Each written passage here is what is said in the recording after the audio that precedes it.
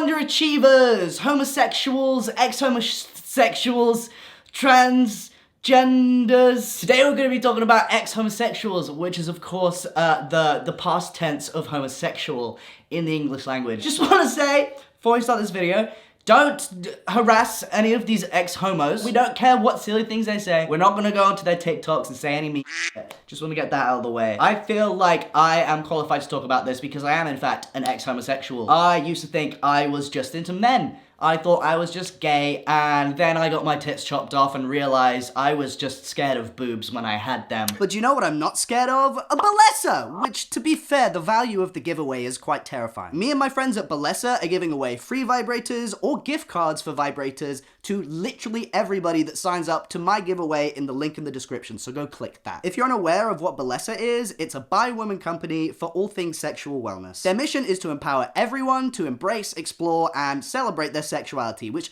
I think we should all be striving for. So I have been sent the Pebble, the Air Vibe, and I've also been sent the Flutter Vibe and the Thump. I love the name of the thump. I'll start with my favorite one, which is the Air Vibe, which is dual stimulation and also has the largest area of suction out of all of the ones that I've been sent. So if you've been on testosterone, I recommend this one highly. You know what I'm talking about. It's waterproof, it's rechargeable, and to be honest, the charge on these things are amazing. And it's also silent but deadly. You can guess what that means. And as all of these toys do, it comes in a really discreet case. I think is adorable. You can like charge it from the case. You don't have to take it out of the case. I reckon this is great for just like bringing on holiday or literally bringing anywhere in a bag. No one's gonna look in a bag and be like, that's definitely a toy. Next up we have the Pebble, which is absolutely adorable. It offers separate vibration and suction, and you'll be very happy to know that it doesn't come with any annoying vibration modes. It's very ergonomic and it's designed to fit perfectly in your hand. Next up we have the Flutter Vibe, which again offers dual stimulation, and I have never been sent or seen anything like this before. It simulates the experience of a human tongue, but with added precision, and also, look, it's adaptable. To be fair, so is the Air Vibe. It's very animated, you know, different speeds. Lastly, we have the Thump, which is like the mother of all toys. It suctions, it vibrates, and it thumps. Here it is thumping.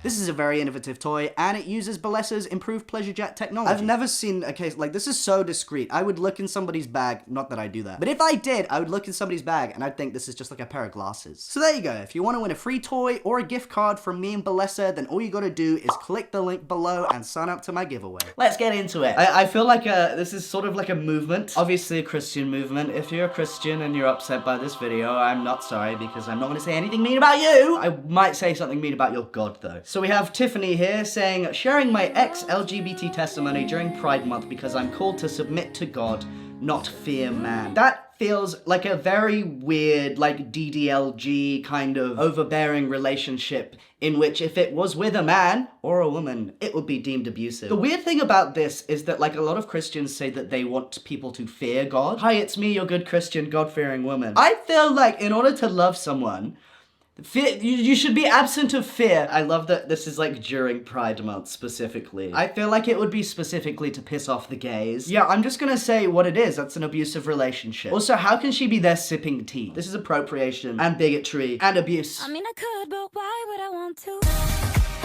I've seen this one on Twitter, but I like that his username is Living for the Lord, but Lord spelled Lord with a T at the end. Living for the Lord? Stop talking about how Jesus saved you from LGBTQ all the time. In the least, like, homophobic way possible. I fear you cannot be wearing this sort of outfit and claiming to be an ex-homosexual. I love the necklace. That's not a cross. I'm not seeing a cross. Yeah, it is a bit weird. I feel like the amount of times and, like, the repetitiveness of the amount of, like, ex-homosexuals, which, by the way, we know you can't be an ex-homosexual. Conversion therapy doesn't work. There's data and sources for it. But the amount of time that these people feel the need to tell other people that they're not gay anymore is kind of sus. Denial is a river in Egypt. Your husband is gay. I feel like if I was gay and then I wasn't gay anymore, I'd like maybe be a bit ashamed of it. Like imagine explaining that to like everybody that you meet, because I know that's what they do. They do it on the internet like, hey, yeah, nice to meet you. I used to think I was gay. Really embarrassing time, really awkward, but I'm not anymore. No, because this is sad. I feel like, look, I'm not trying to be mean to anyone. Is it mean to tell an ex-gay that they dress gay? Because I feel like I don't personally think that saying someone looks gay is an insult. When you say that's so gay, do you realize what you say? Knock it off. Usually when we're shown ex-homosexuals talking about their testimony, they're usually not crying out of sadness.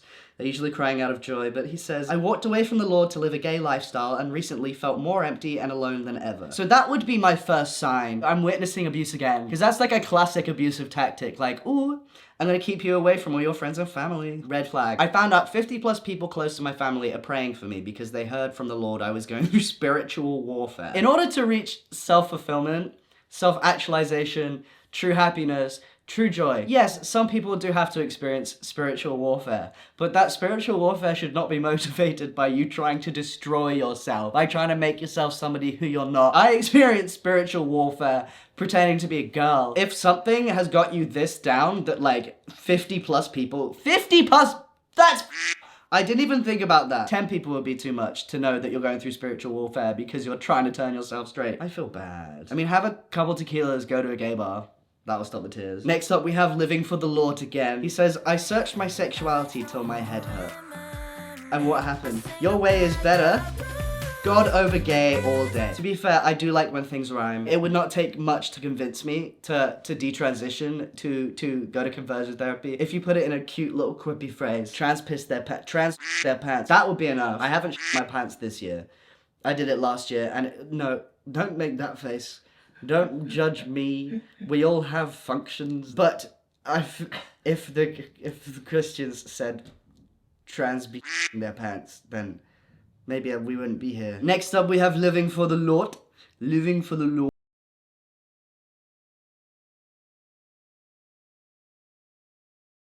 Be born again. That is a crazy, like, no offense, born again Christians. I did not understand that that's what born again meant. Literally just like, wait. Yes, I was right.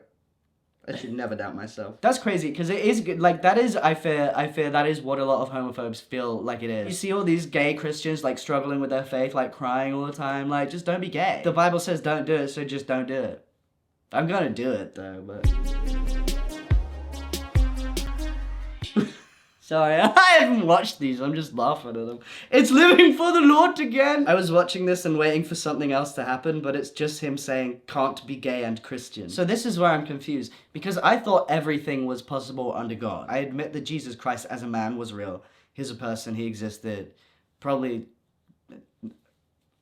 I was gonna say, probably attractive, not relevant. So, things that Jesus legitimately did in the book. Turned water into wine, impossible. Resurrected from the dead. That motherfucker died. He woke up all of a sudden, rolled the stone away, and was like, oh, what?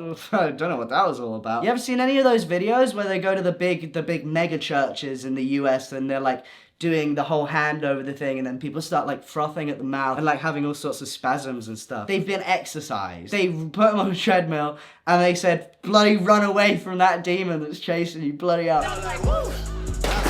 They did that. So why can't you be gay and Christian? Like, why is any of that easier? I guess day to day, like in the normal situation of like living in like, we all exist inside the contexts in which we live. I guess we're not all Jesus. I don't know if this is actually an ex-homosexual. I saved all these videos whilst I was on codeine, and I just saw the title is "A Week from Today, I Will No Longer Be Gay, and Here's Why." And his username, which I didn't see, is My Booty Hole Brown. Okay, here's a real ex-gay. I read it as Roderick Blessing, but it's Roderick Blassin. So, ex-gay Christian, do I still like men? Will I marry a woman? Do I still experience same-sex attraction? And am I going to marry a woman? Yes, I still do experience same-sex attraction. Then how are you ex-gay? How are you past tense? This is like me saying I'm an ex-meat eater, but I still eat meat on occasion, and I still chew it up and it out. You need 2 books, the Bible and the dictionary. Maybe a thesaurus. My identity does not rest in my sexual orientation. It does not rest in my same-sex attractions that I still do experience. Your sexuality does rest in your sexual orientation. That's insane. Because that's like, he's equating being gay to an overarching identity that's more than just sexuality. Gay just means sexuality. Oh, sorry, I can't be an athlete, I'm gay. Like, come on. Learn words. My identity rests in who God has called me to be as a son of his, as a citizen of his kingdom. What's his number? I need a Word document anytime I have a conversation with anybody that doesn't know about trans people, they're like, how do you know that actually transitioning benefits trans people and their mental health? I have to have like a 50-page Word document with all the sources, all the data. This man is just like, I got a call from God. Like, he just let me know that he wanted me as his son. He set a bush on fire and it spelled out, stop being a queen. This is my identity. It's not founded in the flesh and what the flesh desires. Well, so no, sexuality isn't just about your flesh, is it? It's not like, all my bones, they crave men. It's up here, my guy. That's where sexuality is. And if you're thinking, oh no, but like when you get aroused, it's down there. That's all controlled by up here. You switch this off, that's not going anywhere. This is self-harm. Like it fully is just self-harm. Paul says in 2 Corinthians 5:17. I don't care who Paul is or what he says. Sorry, this is not how you react to videos, is it? Sorry, I'll let you speak. Therefore, if anyone is in Christ, he is a new creation. The old has passed away. Behold, the new has come. He will provide a way of escape out of these temptations. If he was any good at that, like, I'm not saying that God didn't tell you that, but if God was any good at, like, putting people away from these temptations, why are so many of his kids nonsense? Why are so many of them, like, actively abusing people? My body is no longer my own to use for its own selfish reasons, but my body has been bought. It has been bought by God. That doesn't sound good to me, saying my body is not mine. My body is yours. Do whatever you want with it. Do whatever you want with it. These are red flags. I was not taught about consent as a child, and I know they do that in the syllabus now. This is what happens. This is what happens when you're not taught about consent. You think your body belongs to somebody else. Because Jesus is worth me giving up everything that I wanted for. Okay, sure. Let's say that like everything that you're saying is right. Let's say there's something wrong with you for following the way that you've been literally programmed to be since birth. What happens if you get to the end of your life and maybe God is real, you speak to him and he was like, you did not need to do all that for me, my guy. You want to bang a dude? I'll close my eyes. Like, how do we know? Now the question still stands, am I going to marry a woman even though I still experience some same-sex attractions? Yes, I am. That's not fair. I just feel sorry for like any woman that ends up being with a gay man just because of religion, because she's not gonna live a fulfilled life. Sure, you could raise a family together and be happy, but surely like if you've gone 5 years and you still like men, how are you ever gonna satisfy or be what you need for your wife if you're not even attracted to her? You don't marry somebody that you're not even like remotely attracted to. It's just sad. God over the past 5 years has blessed me with attractions towards women and enough to actually want to marry one and have a family. Enough. Imagine proposing to your wife being like, I love you and I think you're cute enough for you to be my wife forever. You just about reached the threshold of how much I need to be attracted to you. Ugh! Saying this out loud, so embarrassing. So if I'm attracted to you and you're a woman, guess what? You are lucky. You're lucky if I'm attracted to you. Where is the brain cell? Where is the IQ stored? My guy, what the hell? We can like laugh at how ridiculous this is, but it's so hard to not just be like, Jesus Christ, I am so sorry for you. Just like rolling over and accepting that, yeah, I'm gonna live a life where like, you know, maybe if I find a woman, maybe I'll find a woman, and maybe I'll find a woman who wants to be with me, even though I'm not into her. POV when God delivers you from homosexuality. I've been alone too long. Gotta learn how to walk with my shadow. I've been so low in my lane. They showed up out of nowhere. Damn, now I got a halo. So keep up. I'm saying, but they praying. When God delivers me from homosexuality, I do the Macarena. Me when God delivers me to homosexuality. When you feel like it's over and nothing else matters, I know you feel so divided. I'm not sure about this one. It terrifies me that like these people are like trying so hard to let everybody know how happy they are. But like within that happiness, the way they explain it is like, yeah, like I'm not gonna lie, it was tough, like denying myself my own reality and my own experience and my own desires and the way that my brain wants me to act. It was hard, but I'm so happy that I'm filled with God's joy. I was gay. I was actively living the homosexual lifestyle. My pet peeve is like when people call being gay just like a lifestyle. It's so strange. What is different? You're just putting your thing in a different hole. Realistically, that's the difference. The lifestyle difference is not that much, apart from people like you generally don't like people like He me. loved me so much that he didn't condemn me for the feelings that I had. He didn't condemn me for the actions that I took. So, is it not condemning somebody when you say, hey, the thing that you're doing is wrong, so like maybe don't do that? They treat being gay as if it's like a cluster of symptoms. A lot of them, look, I get it, some of them do say they're cured, but it reminds me of when people are just like, what symptoms of autism do you have? As if like being symptomatic is like indicative of like a disease. God didn't judge me, he just thought that like every action that I was taking in my life was disgusting! Do you think a lot of these people just have OCD?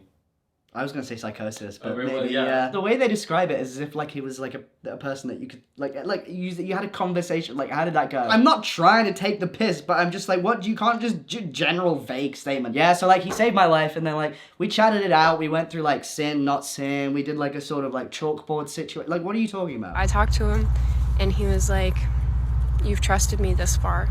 Do you trust me to tell you how I created you to be?" What is the difference between this and psychosis? Meaningfully, like what?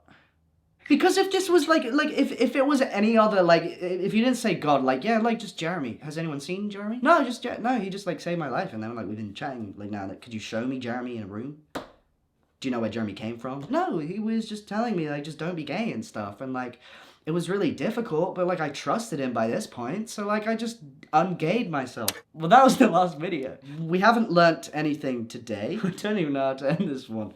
But that was surely something. Have a good day, I don't. See you later, losers. Goodbye. Today we're going to be talking about ex-homosexuals, which of course... So, here is... I think I had a stroke.